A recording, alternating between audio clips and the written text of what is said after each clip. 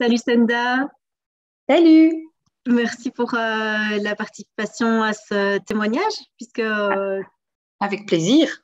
tu fais partie du programme Reconnexion et donc tu as accepté de témoigner aujourd'hui sur qu'est-ce que ça t'a apporté, d'où tu viens quelque part avant le programme, pourquoi tu as choisi le programme, où est-ce que tu en es aujourd'hui. Bref, on va commencer par le début si tu veux bien.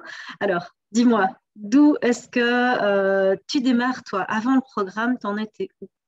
Alors, j'ai vécu à peu près 1 an et demi, 2 ans avant de prendre le programme, un burn-out, mais qui a duré des années. Malgré un diagnostic, en fait, j'étais dans le déni de ce diagnostic de burn-out. Donc, là, il m'a fallu un temps pour cheminer déjà, pour accepter le diagnostic. Et après le diagnostic, j'ai du coup pu mettre des choses en place, mais moi personnellement, j'ai pu cheminer personnellement. Et à un moment donné, je me suis sentie arrivée au bout de ce que je pouvais, j'ai envie de dire, m'apporter à moi-même, de ce que je pouvais faire toute seule pour moi. C'est ça. T'essayais seul Euh, en fait. voilà, c'est ça, exactement. Et donc, quand j'ai compris que j'étais bloquée, quand j'ai accepté aussi d'être bloquée, c'est là que je me suis rendu compte qu'il fallait que je demande de l'aide. Voilà, Ok. qu'il fallait que je chemine plus loin encore, mais je ne savais pas comment, je ne savais pas quoi mettre en place. Voilà, et donc du coup, il fallait une aide extérieure. Ok. Juste pour aider un petit peu les personnes qui nous regardent et qui peut-être vivent la même chose que toi, est-ce que tu peux expliquer un petit peu en quoi consistait ce déni?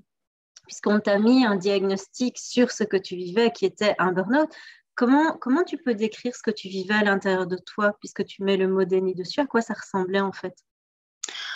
Euh, c'est tout simple, c'était pas possible, c'était pas ça. Le médecin se D'accord, trompait. d'accord.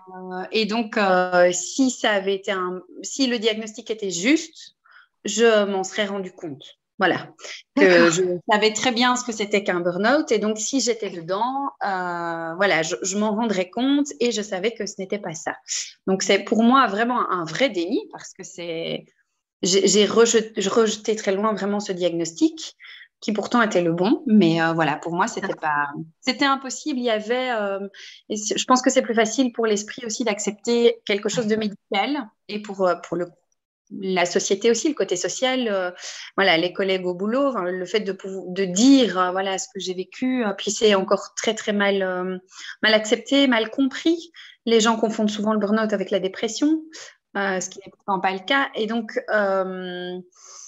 voilà, j'avais du mal pour toutes ces raisons-là, je pense, à accepter ce diagnostic. Et donc, j'étais forcément malade. Il y avait quelque chose de médical derrière. De Je physique devais en fait. physique, voilà, c'est ça. Je devais souffrir de quelque chose d'autre que d'un D'autres. burn-out. Voilà. En fait, si je comprends bien, le mécanisme qui se mettait en place à l'intérieur de toi à ce moment-là, c'est euh, un burn-out, c'est quelque chose d'invisible. Il doit y avoir une cause Voilà, plus visible, plus, exactement.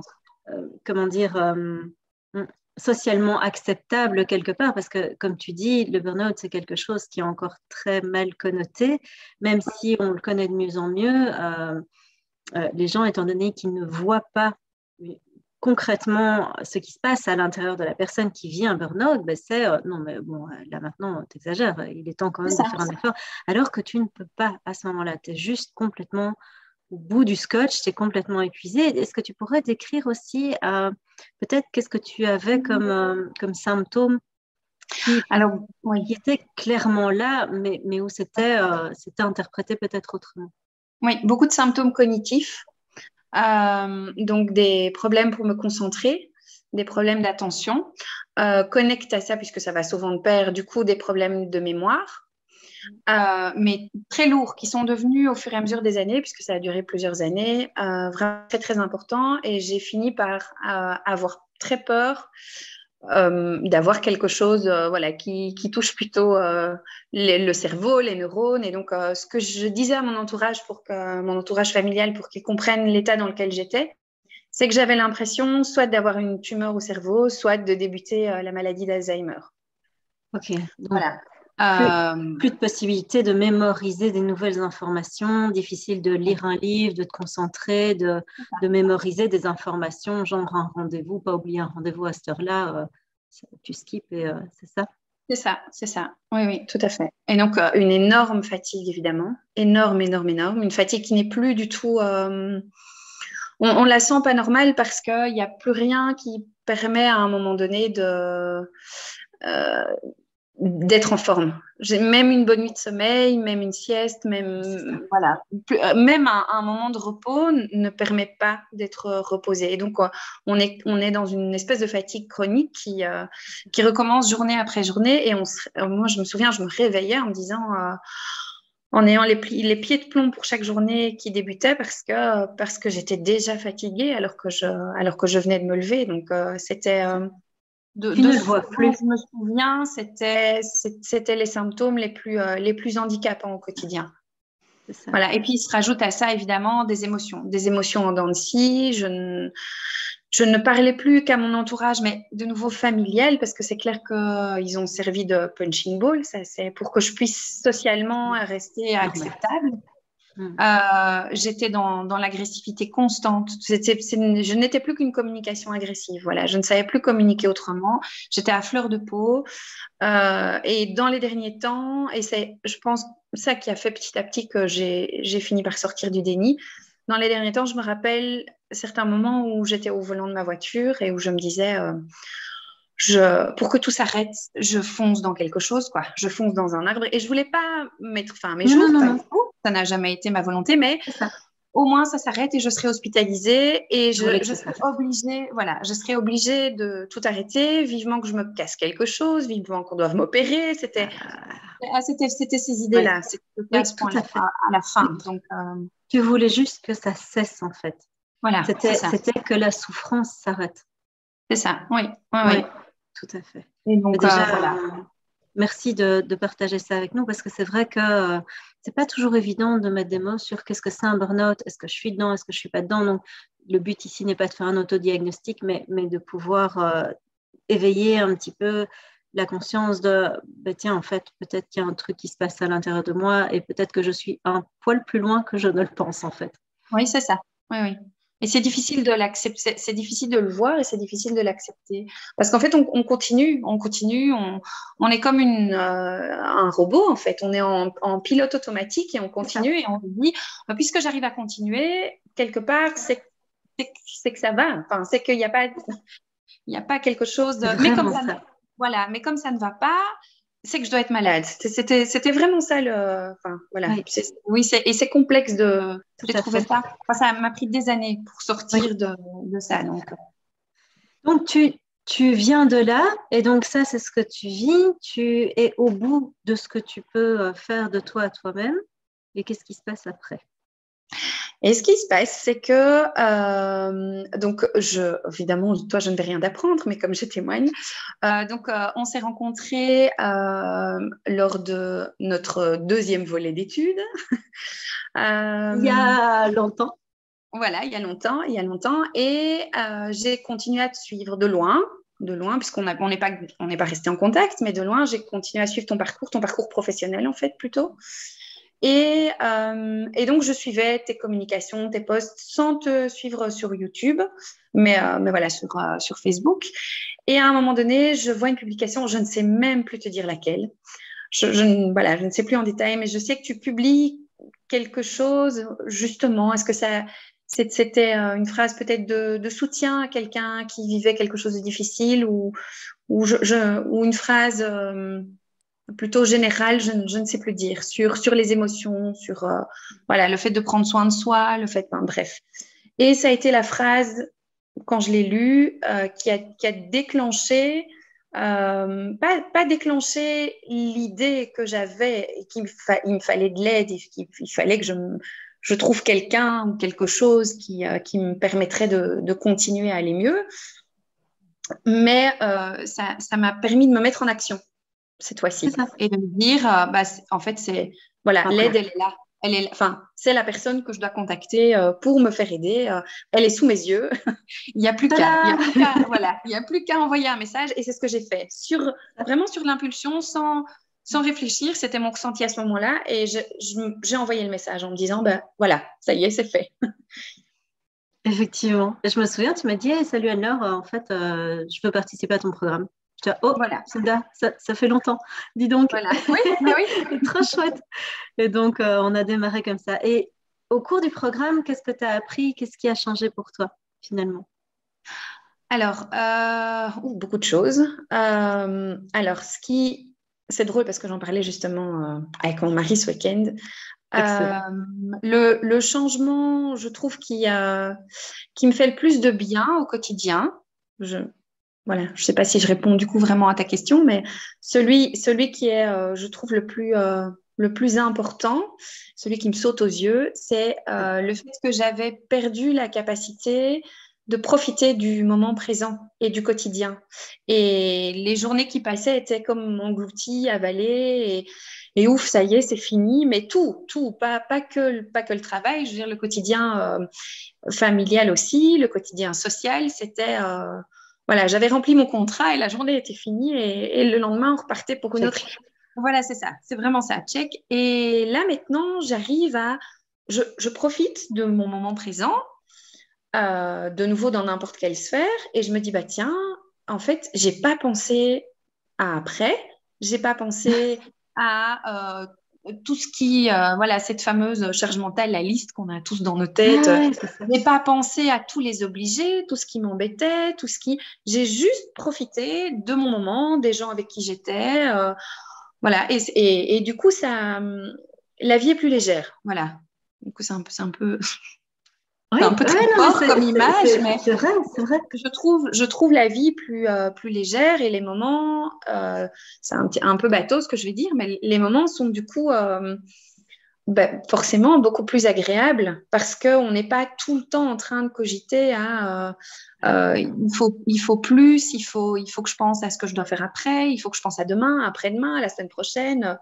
J'ai beaucoup moins ça. Il y a encore de temps en temps, il y a des réminiscences, ça revient quand même de temps en temps. C'est normal. Ça, c'est normal. Et c'est pour ça qu'il y a le groupe privé quelque part, c'est pour pouvoir avancer à fond pendant 90 jours, pendant un jour, en intensif sur une transformation de toi à toi-même. Et puis après, on stabilise parce qu'en fait, en tant qu'humain, il n'y a rien à faire. C'est pas comme ça en 3 secondes que tu vas pouvoir intégrer profondément les choses. Donc ça, il faut un petit peu de temps. Oui, voilà. Mais déjà, ça, c'est une énorme, énorme différence. Oui. Parce que du coup, c'est bien le problème, c'est que je trouvais mon quotidien assez pesant, assez lourd et plutôt négatif. Et le fait de vivre le moment présent, on prend tout ce qui est bon dans le moment présent. Et du coup, c'est super bien à vivre, quoi. Ça, c'est un des grands changements. Maintenant, il y en a plein de petits. Il y en a en termes de communication aussi, où j'arrive à être beaucoup plus positive, exprimer plus ce qui est positif et un peu moins ce qui est négatif, à prendre du recul aussi dans ma communication. Cette fameuse culpabilité aussi, qui est complètement émiettée. Ça, c'est vraiment génial. Parce que émietté, c'est vraiment ça. C'est de temps en temps, il y a un petit bout qui est là, mais c'est vite chassé en fait. Et donc ça, c'est chouette. Ça, c'est vraiment super parce que vivre tout le temps avec de la culpabilité pour tout ce qu'on met en place, de nouveau au niveau professionnel, au niveau personnel, je parlais de déprime tout à l'heure, ça c'est déprimant. C'est déprimant parce qu'on a tout le temps un poids sur les épaules. Oui. Et du coup, comme je ne culpabilise presque plus de rien, j'adore, je trouve très chouette. Oui, c'est vraiment génial. Parce que du coup, sans culpabilité, en fait, je vais utiliser une image religieuse. Je ne m'auto-flagelle plus. Oui, c'est vraiment ça. J'ai l'impression juste, de nouveau, je me fais du bien à moi-même, quoi, parce que tu profites. Voilà. Tu profites, tu peux te faire plaisir à toi, parce que ça, c'était quelque chose que tu me disais aussi. Moi, j'ai besoin d'apprendre ou de réapprendre, à prendre de l'espace pour moi, à prendre du temps pour moi. C'était une des demandes que tu avais au début du programme. Tout à fait. Parce que justement, dès que tu essayais de mettre ça en place, hop, la culpabilité arrivait. Et que c'était compliqué à ce moment-là, ou bien tu avais un niveau de performance qui était là, où tu te disais, non, mais c'est pas assez, je peux faire mieux, je peux faire plus, et à un moment, on a pas mal travaillé sur « Oh, tu fais déjà énormément. Regarde tout ce que tu fais déjà de bien, en fait. » Oui, tout à fait. Et donc, vraiment, je suis hyper contente de voir que hop, ça se stabilise et que ça se miette. C'est juste génial, quoi. Franchement, trop, trop chouette. J'arrive à l'exprimer aussi dans mon entourage proche, dire ben voilà, oui, j'ai fait ça, oui, j'ai agi comme ça, oui, je n'ai rien fait aujourd'hui, oui, j'avais dit que je ferais ça, mais j'ai eu un changement de programme, un contretemps, et je ne fais pas, ou je recule l'échéance. Tu fais autrement. Ou je fais autrement, et je l'exprime, et je le dis, bah oui, c'est comme ça. C'est comme ça. Tu l'assumes, en fait. Voilà, c'est ça, je l'assume. Exactement. C'est comme ça. Et je l'ai dit, bah, pas plus tard que la semaine dernière, à mon grand, à Naël, eh bien, écoute, oui, j'ai été comme ça et je t'ai dit ça. Mais même si ça t'a déplu, tu ne me feras, je lui ai dit texto, tu ne me feras pas culpabiliser parce que c'était la plus grande culpabilité, c'était avec les enfants. Je lui ai dit, tu ne me feras pas culpabiliser parce que à ce moment-là, voilà, je me suis sentie envahie par vous, par vos questions. On n'était pas là pour, voilà, enfin, bref, on était dans un magasin et il me harcelait pour avoir des choses alors qu'on n'était pas là pour ce qu'il demandait. Et du coup, j'avais un objectif, voilà. J'avais un objectif et je n'arrivais pas à atteindre mon objectif parce que vous étiez comme des sangsues sur moi et voilà, à me demander plein de choses. Et donc, voilà, alors c'est peut-être pas la meilleure des réactions, je lui ai dit, c'est peut-être pas parce que je me suis fâchée. C'est peut-être pas la meilleure des réactions et peut-être que mes propos t'ont blessée, mais tu as posé ta limite. Voilà, c'est comme ça. Je me suis sentie envahie et donc j'ai réagi comme ça. Et j'ai pas culpabilisé de réagir comme ça, alors qu'auparavant, je l'aurais fait. Auparavant, je me serais dit, oh, mon Dieu, mais tu aurais pu être un peu plus gentil avec tes pauvres loulous et tu les as sûrement blessés. Et pourquoi tu as dit ça? Et c'était pas gentil. Et tu aurais pu le dire autrement. Et bah non, j'assume. Le changement, mais j'adore. Franchement, c'est génial. Parce qu'en fait, c'est ce que je te partageais lors d'un de nos calls. Quand tu oses mettre ta limite, et oui, parfois la limite, elle peut être ferme. Et oui, parfois la limite, elle peut déranger. Mais quand tu oses poser ta limite, non seulement tu te respectes toi, mais tu montres à l'autre aussi que tu as besoin d'être respecté et c'est important qu'on te respecte. Et tu lui apprends, et en particulier dans le cas où c'est un enfant, qu'on ne peut pas pousser quelqu'un dans ses retranchements impunément sans qu'il y ait des conséquences. Toi, tu es leur maman et tu es bienveillante, tu es douce, tu es gentille avec eux.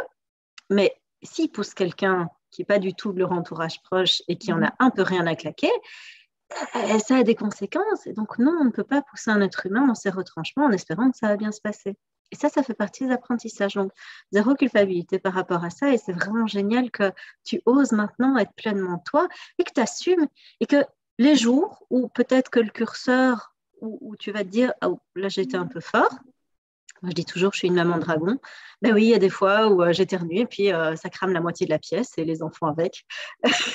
C'est les jours où je suis mal lunée. C'est comme ça, généralement, je préviens avant, mais parfois, voilà.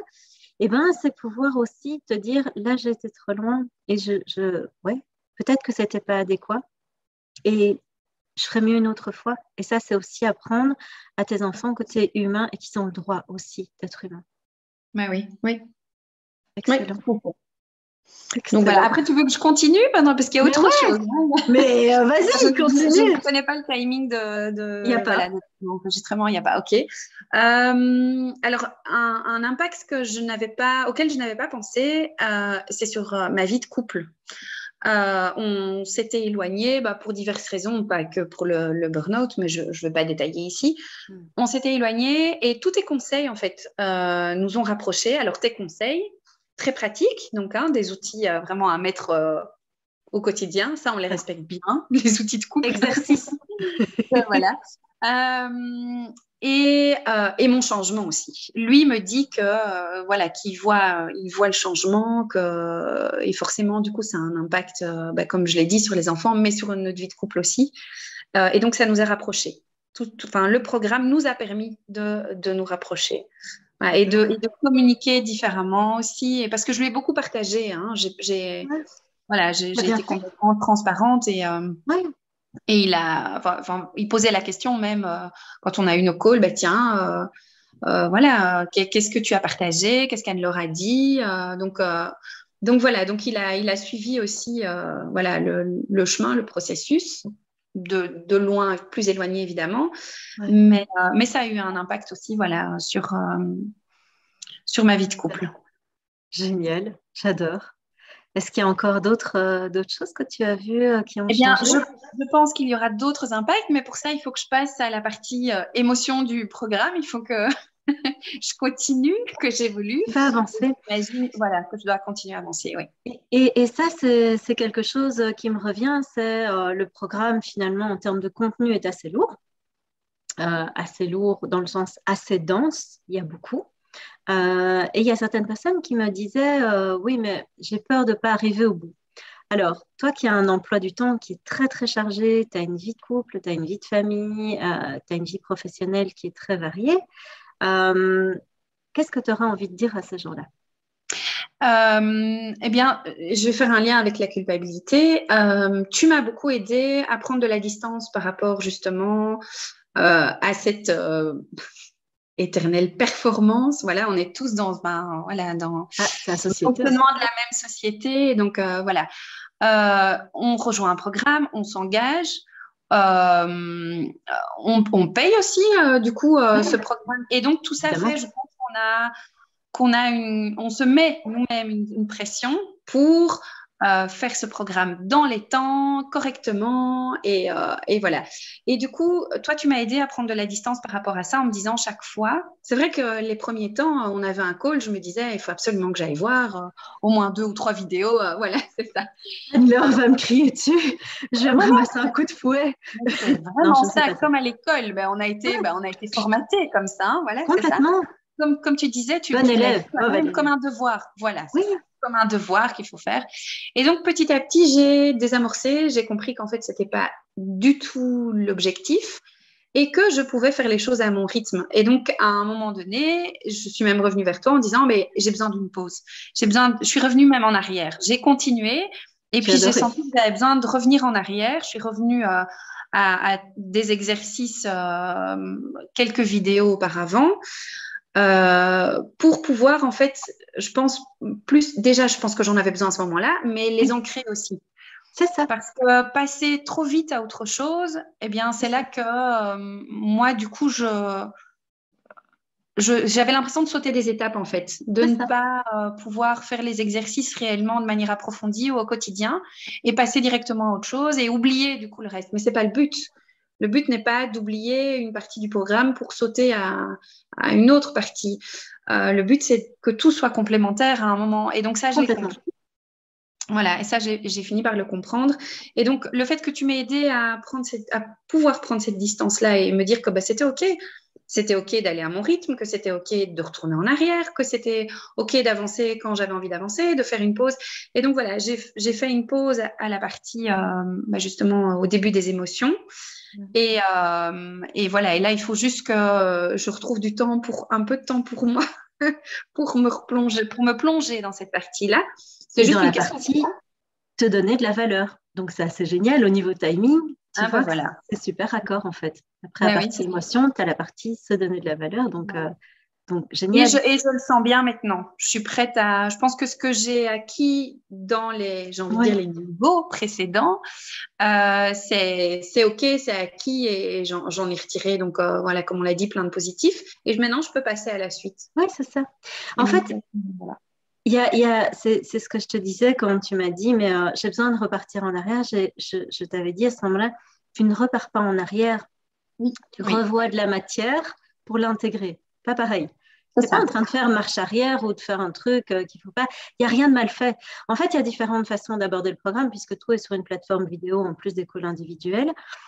Soit tu passes à travers l'intégralité du programme. Et c'est ce que je dis pour certaines personnes qui sont hyper stressées de ne pas arriver au bout. Je dis, mais vas-y, traverse le tour, regarde toutes les vidéos, comme ça, tu sais globalement quel est le contenu, tu sais globalement quels sont les exercices et tu peux refaire le programme quand tu en as besoin, prendre les morceaux dont tu as besoin et tu vas les refaire à ce moment-là.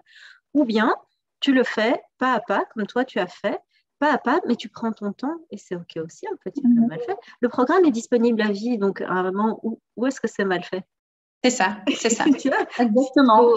un an pour le faire. Il faut juste l'intégrer, ça, et l'accepter et se dire qu'en fait, c'est OK. On a le temps, on n'est pas obligé de se mettre la pression en plus. Et donc, intégrable dans une vie de famille, quand tu décides de t'y mettre, est-ce que toi, tu trouves que c'est jouable? Tout à fait. Oui, puisqu'on peut évoluer à son rythme. Donc, si on a envie sur la semaine de voir 5 ou 6 vidéos, en faire une par jour, c'est possible. Quand on a un peu plus de temps, moi, ce que j'avais, c'est de temps en temps des après-midi de libre. Et donc, je me dis, bah, c'est mon après-midi vidéo et j'en regarde plusieurs. Ouais. Ou à un moment donné, ça m'est arrivé aussi de m'endormir. Trop de fatigue. Hein. C'est pas parce que tes vidéos étaient soporifiques. Ah oui, en le disant, je me suis rendu compte, non, quand même, ça, c'est pas parce que c'est soporifique, mais pas du tout, mais trop de fatigue. Du coup, si on fait ça dans son lit avec son GSM, le soir, tard, voilà, à un moment donné, voilà, du coup, je mettais pause et je recommençais le lendemain, mais en me rendant compte qu'en fait, j'avais pas intégré la première partie parce que je dormais déjà à moitié. Pas sûr que tu n'intègres pas quand même, hein. Peut-être en partie, mais bon, voilà, je voulais que ce soit fait en conscience, du coup, j'ai recommencé quand même. Par rapport à ça, c'est vrai que dans les, je ne sais pas si c'est utile de le dire, mais dans les apports, les exercices d'ancrage que tu proposes donc au début du programme, ça m'a beaucoup parlé, mais je me suis rendu compte de nouveau, toute seule, je ne fais pas tous les jours, c'est pas une routine de mon quotidien. C'est pas le but. Oui, mais moi, non, forcément, oui. Mais voilà. Mais moi, j'ai ressenti le besoin, du coup, que ça devienne quand même quelque chose de régulier. Parce que ça me faisait beaucoup de bien. Ça m'a beaucoup parlé et je connaissais pas du tout. Du coup, je me suis mise au yoga. C'est génial. T'es pas la seule. Ah ben voilà. Du coup, vous êtes plusieurs dans le groupe. Tous? Non, pas tous, mais il y a 2 personnes qui se sont mises au yoga en plus de ça. Ah oui. Ah ben voilà. Très chouette. Tu as besoin d'un ancrage supplémentaire. Pardon? Suite au programme, parce que c'est vraiment... oui, c'est suite au programme. Oui. Une prise de conscience de tiens, il faudrait une pratique pour faire de l'ancrage plus régulièrement. Et donc, c'est le yoga. Donc, trop chouette. Donc, voilà encore un apport. Excellent. Trop chouette. J'ai encore 2 petites questions. Première question, c'est pour toutes les personnes qui se disent « Waouh, c'est quand même un investissement financier ». Comment est-ce que toi, tu as perçu ça? Qu'est-ce que tu t'es dit? Alors, effectivement, au départ, ça a été ma première réaction, ça va être compliqué. Ça va être compliqué financièrement. Du coup, pour avoir des pistes et savoir... Enfin, c'est pas savoir, c'est pour écouter la vie d'autres personnes, j'ai eu besoin d'en parler, mais à ma famille très proche. C'est-à-dire d'abord mon mari et puis mes parents, de qui je suis proche, j'ajoute entre parenthèses, parce que c'est pas le cas de tout le monde, mais bon, voilà. Et parce qu'ils me connaissent très bien et qu'ils connaissent le parcours aussi, qu'ils ont suivi voilà, ce que j'ai vécu, et donc c'est pour ça. J'en aurais pas parlé à une collègue ou un collègue, ou voilà, il fallait que ce soit des gens qui ont vécu à mes côtés pendant tout ce que j'ai vécu. Et donc, leur réaction première, ça a été, mais peu importe l'investissement, tu ne peux pas passer à côté de quelque chose qui va te permettre d'aller mieux et de vivre mieux.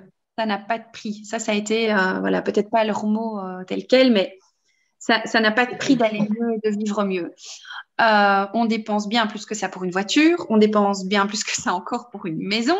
Enfin, on investit parfois des sommes astronomiques sans se poser de questions, en se disant bah, il faut bien une voiture pour aller au boulot, j'achète une voiture à crédit, et donc voilà. Mon mari a eu le même discours, mais en me disant mais on n'a pas la somme d'un coup là comme ça, c'est pas possible. Oui. Et le fait que tu m'aies proposé, on en a reparlé, et le fait que tu m'aies proposé un étalement, ça a été voilà, ce qui a mis un point final sur la discussion. Bah, voilà, c'est possible de faire en fonction de notre budget mensuel, donc c'est OK, il n'y a plus d'excuses. C'est ça. Après, c'est comme tu dis, une excuse qu'on peut prendre, parce que c'est une excuse qui est facile, l'excuse du temps, ah mais j'ai pas le temps, ou bien ah mais j'ai pas l'argent, et c'est vrai que c'est bien que tu mettes ces mots là-dessus, parce que ça peut vite devenir une excuse. Or, quand à un moment tu te dis, je choisis, parce que c'est un choix en fait, je choisis d'investir sur moi, je choisis de vraiment m'engager envers moi-même et d'y aller pleinement, eh bien oui, ça demande un investissement, c'est clair. Oui. C'est clair. Et qui vaut la peine. C'est ça, j'allais dire, toi tu vois la transformation, tu vois le changement. Oui. Ah oui, aucun regret. Ah non, ça c'est sûr que voilà, ça peut faire peur au début. Ça peut faire peur parce qu'on se dit, si j'ai mis cette somme-là, quelque part, bah, c'est pas pour rien. Et donc, ça fait peur qu'il y ait après, ben, du coup, plus rien. Mais c'est pas possible. C'est pas possible qu'il y ait plus rien. Voilà. Parce que c'est un programme. Enfin, moi, ma position était facile aussi parce que tu parlais de confiance aussi, je pense, dans tes questions. Pour moi, la confiance a été facile à placer. Bon, peut-être que ça aidera d'autres aussi, ce que je vais dire. Elle a été facile à placer parce que je savais que je n'étais pas en face d'un charlatan.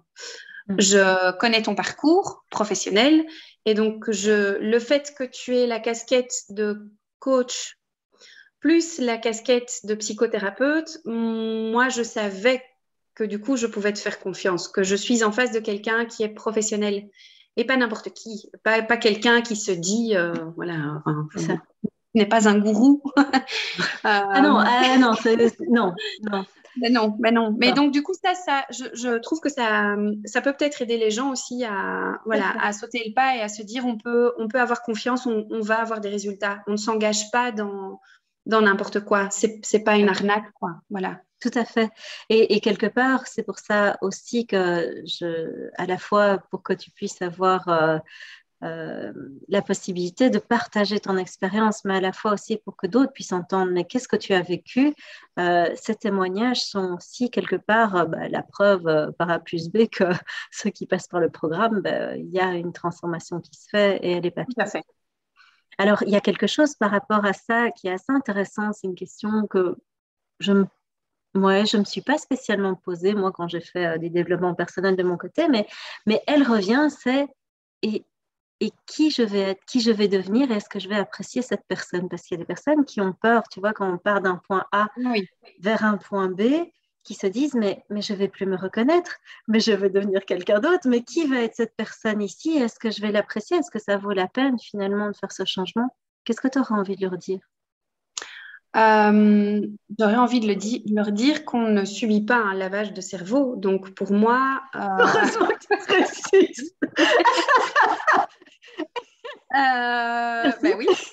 Donc, du coup, on reste soi-même et les changements, j'imagine, enfin, moi, j'ai vécu les changements que j'ai expliqués de l'intérieur, évidemment, mais je pense qu'on n'a pas tous vécu les mêmes changements, puisque le programme, même s'il est général, s'adresse à chaque personne de manière individuelle et on prend ce dont on a besoin pour soi et on chemine chacun personnellement, individuellement et donc on ne devient pas quelqu'un d'autre. On opère certainement des changements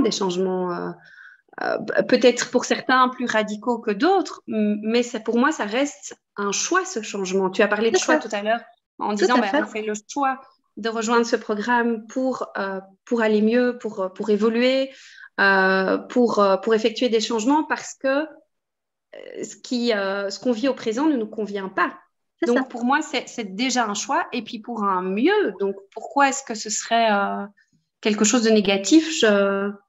Non, j'avoue que c'est juste une peur. Tu vois, oui, c'est juste une peur. Oui, c'est une peur. C'est comme toutes les questions que j'ai, c'est basé sur des peurs et c'est logique parce que le changement, vu qu'on ne connaît pas, on ne sait pas où ça va mener, on ne sait pas jusqu'où ça va. Et donc, c'est chouette que tu l'amènes sous cette forme-là parce que c'est vrai que finalement, tu ne vas jamais changer plus que ce que tu es prêt à changer. Si tu regardes le programme une première fois et puis tu le regardes 2 ans après, en fait, ça va t'apporter encore autre chose. Donc, tu peux évoluer sans cesse avec ce programme d'année en année si tu as envie. Voilà, chaque fois tu vas entendre des choses différentes, ça va t'apporter des choses différentes, même si tu les as entendues 1 fois, 2 fois, 10 fois. Je regardais parce que moi j'ai une vue sur mon mon écran à moi du nombre de fois que les contenus ont été regardés. Et les premiers contenus, il y en a où on atteint les 113 fois, etc. pour une vidéo. Et donc, en fait, je parie que vous tous qui avez traversé ce programme, vous regardez une première fois une vidéo, vous la regardez une deuxième fois, il n'y a pas les mêmes choses qui sont engrangées. Donc, il n'y a pas de trop de changements, ou il n'y a pas d'un coup, tu vas devenir quelqu'un que tu ne connais pas, en fait. C'est juste un upgrade. C'est un upgrade de qui tu es. C'est ça. C'est ça. Et puis, comme tu l'as dit, le programme est conçu pour que, au final, si quelque chose, si un changement ne te convient pas, ben ou tu ne le prends pas, ou tu le modifies aussi. Exactement. L'objectif, c'est de prendre ce qui est bon pour nous. Donc, exactement. Donc, voilà. Mais moi, personnellement, ce n'est pas une peur que j'ai eue. Parce que justement, je voulais du changement. J'étais prête au changement, mais j'ai toujours ma personnalité, et je suis toujours moi, et j'ai toujours le même caractère. Et voilà. C'est ça. La vie a juste plus de sens, elle est plus légère, tu es plus libre, tu es moins contrainte par rapport à tout ce que tu vivais avant. Et donc, maintenant, tu peux respirer un petit peu plus par rapport à avant, même beaucoup plus. Beaucoup plus. Très chouette. Est-ce qu'il y a quelque chose que tu voudrais ajouter pour les personnes qui nous regardent? Non, je crois que je pense que j'ai tout dit. Oui, je ne vois pas. Très chouette. Bah, écoute, on va continuer à cheminer. Oui, et puis si je peux rajouter quelque chose, c'est que si j'ai pu convaincre certaines personnes de sauter le pas et de rejoindre le programme, vous verrez, vous ne le regretterez pas. Merci beaucoup. Franchement, et ils pourront te parler dans la communauté directement et dire, bon, alors Senda, raconte. D'où tu en es maintenant après le témoignage, vu que toi, tu continues à avancer dans ce programme. On se voit chaque semaine pour les lives quand c'est possible. Et donc voilà, ils pourront te parler aussi, échanger avec toi en direct. Tout à fait. Nickel. Aucun souci. Écoute, un tout grand merci, franchement. Merci avec plaisir, pour ce témoignage. Et on se retrouve tout bientôt alors. Oui, à tout bientôt. Ciao, ciao. Salut.